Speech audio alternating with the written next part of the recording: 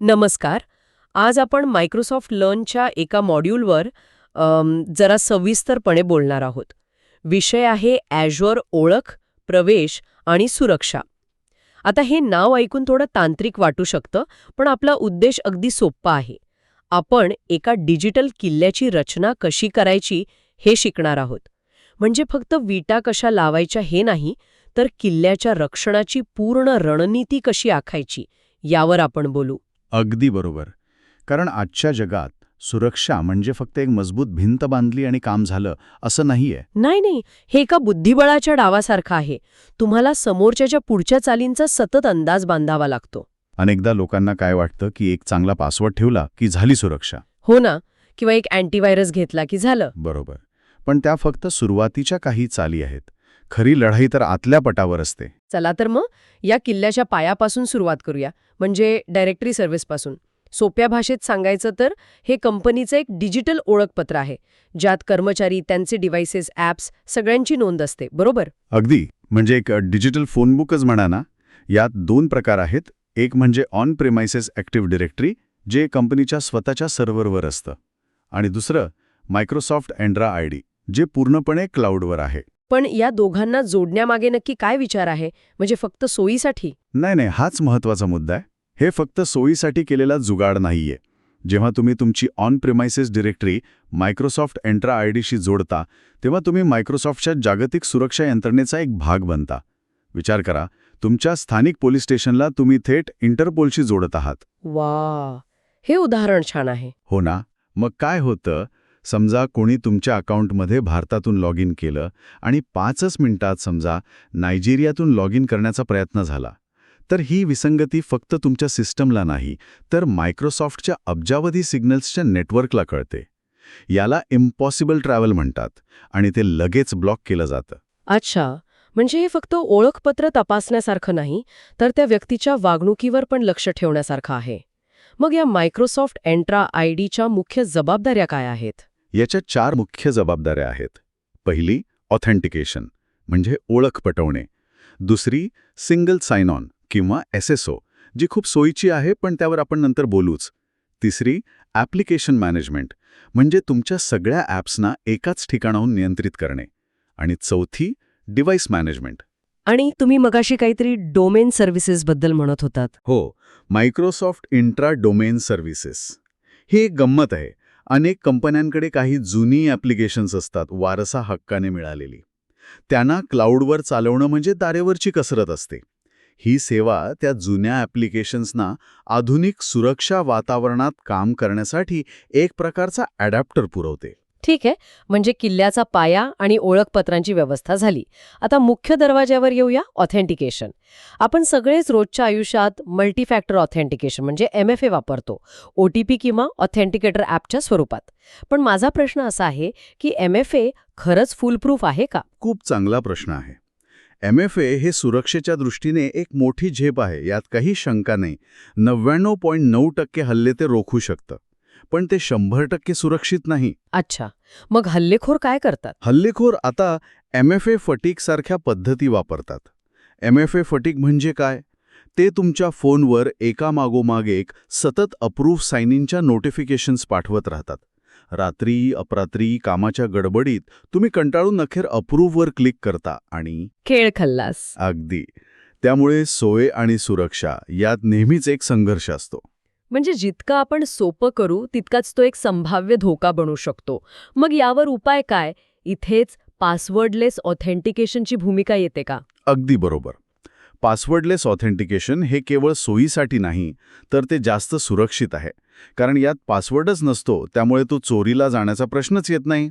ते P@SSW023 सारखे विचित्र पासवर्ड लक्षात ठेवायची गरज संपते. हो, हे तर खरं आहे. विचार करा, पासवर्ड ही एक अशी चावी आहे जी चोरीला जाऊ शकते, पण तुमचा फिंगरप्रिंट किंवा चेहरा? ती चावी तुमच्या सोबतच असते.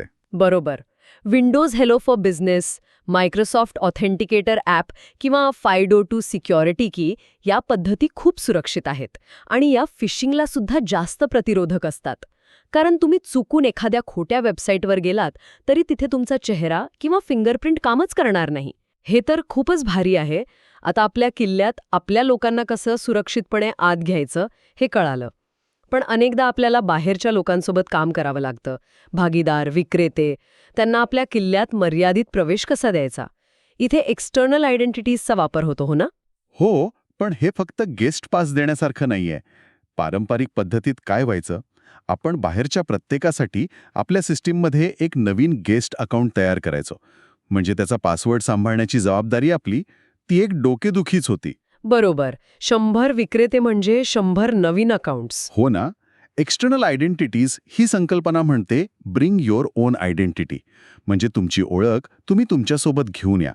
जर एखादा विक्रेता त्याच्या कंपनीच्या आयडीने किंवा गुगल आयडीने लॉग इन करत असेल, तर त्याच्या ओळखीची पडताळणी करण्याची जबाबदारी त्याच्या कंपनीची आहे, आपली नाही.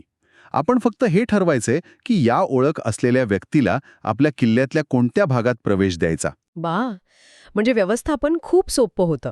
आता किल्ल्यात कोण येणार, कसं येणार हे ठरलं. पण प्रत्येकासाठी नियम सारखे नसतात. इथेच कंडिशनल ॲक्सेसची संकल्पना येते, ज्याला आपण हुशार बाउन्सर म्हणतो. पण हा बाउन्सर नक्की काय काय तपासतो? हा बाउन्सर खूपच हुशार आहे. तो फक्त तुम्ही कोण आहात हे पाहत नाही. तो बघतो तुम्ही कुठून लॉग इन करत आहात, कोणतं डिव्हाइस वापरत आहात, ते सुरक्षित आहे का, आणि सर्वात महत्त्वाचं म्हणजे तुमच्या लॉग इनमध्ये काही धोका आहे का, म्हणजे रिअल टाईम रिस्क आहे का, हेही तपासतो. एक मिनिट, रिअल टाईम रिस्क म्हणजे नेमकं काय? रिअल टाईम रिस्क म्हणजे मशीन लर्निंगच्या मदतीने धोके ओळखणं. मायक्रोसॉफ्टच्या नेटवर्कवर अब्जावधी सिग्नल्स येत असतात. यशस्वी लॉग इन, अयशस्वी प्रयत्न, व्हायरस हल्ले, या प्रचंड डेटामधून ते धोक्याचे नमुने ओळखतं. जसं की तुमचं युजर नेम आणि पासवर्ड जर डार्क वेबवर विकायला आले असतील, किंवा तुम्ही अशा नेटवर्कवरून लॉग इन करत असाल जिथून मालवेअर पसरवला जातोय. अरे बाप रे! हो, ह्या सगळ्या गोष्टी रिस्क सिग्नल म्हणून गणल्या जातात. आणि मग तो बाउन्सर म्हणजे कंडिशनल ॲक्सेस ठरवतो की तुम्हाला आत येऊ द्यायचं, की MFA मागायचं, की थेट ब्लॉक करायचं. वाव, म्हणजे सुरक्षा आता स्थिर नियमांवर नाही, तर सतत बदलणाऱ्या परिस्थितीवर अवलंबून आहे. ठीक आहे, आता किल्ल्यात प्रवेश मिळाला. पण आत आल्यावर प्रत्येकाला खजिन्यापर्यंत पोहोचण्याची परवानगी नसते.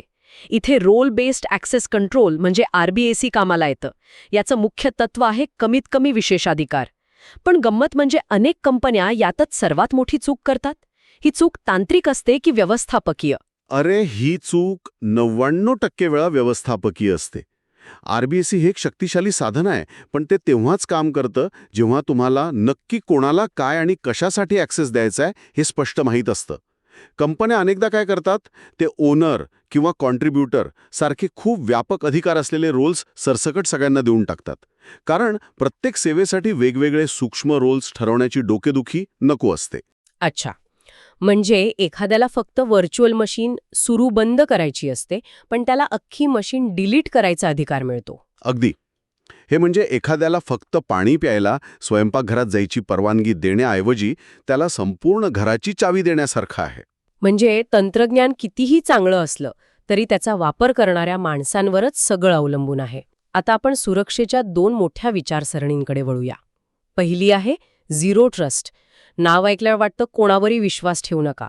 हे थोडं अति वाटत नाही का? हो, नाव थोडं नाट्यमय आहे, पण त्याची संकल्पना खूप व्यावहारिक आहे. पारंपरिक सुरक्षा मॉडेल कसं होतं? किल्ल्यासारखं, बाहेरून कडक आणि आत सगळं सुरक्षित. एकदा तुम्ही आत आलात की तुम्ही विश्वासाच्या वर्तुळात आहात असं मानलं जायचं. झिरो ट्रस्ट म्हणतं की असं कोणतंही विश्वासाचं वर्तुळ अस्तित्वात नाही. धोका बाहेरूनही येऊ शकतो आणि आतूनही. त्यामुळे प्रत्येक विनंतीची प्रत्येक वेळी पडताळणी करा. या 3 मुख्य तत्व आहेत असं मी ऐकलंय. हो, पहिलं स्पष्टपणे सत्यापित करा. दुसरं, किमान विशेषाधिकार वापरा, ज्यावर आपण आत्ताच बोललो. आणि तिसरं आणि सर्वात महत्त्वाचं, भंग झाला आहे असे गृहीत धरा, अज्युम ब्रीच. हे शेवटचं तत्व थोडं भीतीदायक वाटतं. अज्युम ब्रीच म्हणजे हल्ला झालाच आहे असं समजून काम करा. याचा नेमका अर्थ काय? याचा अर्थ असा नाही की सतत घाबरून राहा. याचा अर्थ असा आहे की संरक्षणासोबतच हल्ला झाल्यास तो लवकरात लवकर कसा ओळखावा आणि त्याचा प्रभाव कसा कमी करावा यावरही तितकाच भर द्या. म्हणजे तुमच्या किल्ल्याला फक्त भिंती बांधू नका, तर आतमध्ये CCTV कॅमेरे, अलार्म सिस्टम ही सगळी तयारी पण ठेवा. बरोबर. आणि याच विचाराला पुढे घेऊन जातं दुसरं मॉडेल, डिफेन्स इन डेप्थ. याला आपण सुरक्षेचा कांदा म्हणतो, कारण त्याला अनेक पापुद्रे असतात. तुम्ही कंडिशनल ॲक्सेस पॉलिसी लावली आहे की अनोळख्या ठिकाणाहून लॉग इन केल्यास MFA लागेल. इथे तुमचा ओळख आणि प्रवेश हा दुसरा स्तर कामाला आला आणि त्याने हल्ला रोखला. अगदी. आणि समजा हल्लेखोराने MFA सुद्धा पार केला.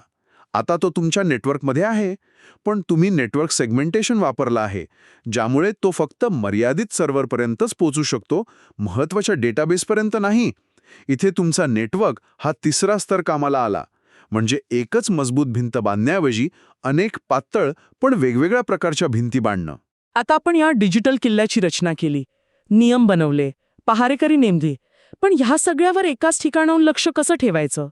इथे मायक्रोसॉफ्ट डिफेंडर फॉर क्लाउडची भूमिका येते का? अगदी बरोबर. मायक्रोसॉफ्ट डिफेंडर फॉर क्लाउड हे तुमच्या किल्ल्याचा सुरक्षा नियंत्रण कक्ष आहे, एक कंट्रोल रूम. हे तुमच्या सगळ्या मालमत्तेवर Azure, AWS, GCP किंवा तुमच्या स्वतःच्या डेटा सेंटरमध्ये सतत नजर ठेवून असतं. ते 3 मुख्य कामं करतं. पहिलं, सतत मूल्यांकन करणे, म्हणजे तुमच्या सुरक्षेत काही त्रुटी आहेत का हे तपासणे. दुसरं, सुरक्षित करणे, म्हणजे आढळलेल्या त्रुटी कशा दुरुस्त करायच्या याच्या सूचना देणे. आणि तिसरं, संरक्षण करणे, म्हणजे सक्रिय हल्ले शोधणे आणि त्यांना रोखणे. यात सिक्युअर स्कोर नावाची एक संकल्पना आहे. तो फक्त एक रिपोर्ट कार्डमधला आकडा आहे की त्याचा काही व्यावहारिक उपयोग पण आहे? नाही, तो फक्त आकडा नाहीये. तो रिपोर्ट कार्डमधल्या आकड्यापेक्षा खूप जास्त आहे. तो तुम्हाला एक प्राधान्यक्रमानुसार कामांची यादी देतो. तो सांगतो की हे 5 बदल केल्यास तुमचा स्कोर 15% वाढेल आणि तुमचे सर्वात मोठे धोके कमी होतील. त्यामुळे तो एक निष्क्रिय आकडा नाही, तर एक सक्रिय मार्गदर्शक आहे. पण माझा स्कोर 90% आहे, याचा अर्थ मी 90% सुरक्षित आहे असं म्हणता येईल का? नाही, असं मुळीच नाही. सुरक्षा अशी मोजता येत नाही. तो स्कोर फक्त हे दर्शवतो की तुम्ही मायक्रोसॉफ्टने सुचवलेल्या सर्वोत्तम सुरक्षा पद्धतींपैकी किती टक्के पद्धती लागू केल्या आहेत. त्यामुळे स्कोर हे एक साधन आहे, अंतिम ध्येय नाही. तर आजच्या या सखोल चर्चेतून आपण केवळ Azure सुरक्षेची साधनं पाहिलीच नाहीत, तर त्यामागे असलेली रणनीती आणि विचारसरणी समजून घेतली.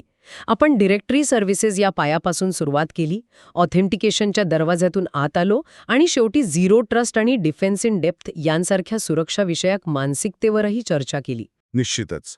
आणि यातून एक महत्त्वाचा धडा मिळतो की सुरक्षा हे एक उत्पादन नाही जे तुम्ही विकत घेऊ शकता. ही एक सतत चालणारी प्रक्रिया आहे. सतत पडताळणी करणे, परिस्थितीनुसार बदलत राहणे आणि सर्वात महत्त्वाचं म्हणजे तंत्रज्ञानावर आंधळा विश्वास न ठेवता त्याचा योग्य वापर करणे. आजची चर्चा संपवताना श्रोत्यांसाठी एक विचार सोडून जातो. आपण आपल्या घराला कुलूप लावतो, पण खिडकी उघडी ठेवतो का? आपल्या डिजिटल जीवनात आपलं उघडं राहिलेलं दार किंवा खिडकी कोणती आहे? कदाचित तो एक जुना अन्न वापरलेला ॲप असेल किंवा तो एक सोपा पासवर्ड असेल जो आपण अनेक ठिकाणी वापरतो. सुरक्षेचा सर्वात महत्त्वाचा थर म्हणजे तंत्रज्ञान नाही, तर आपली जागरूकता आहे.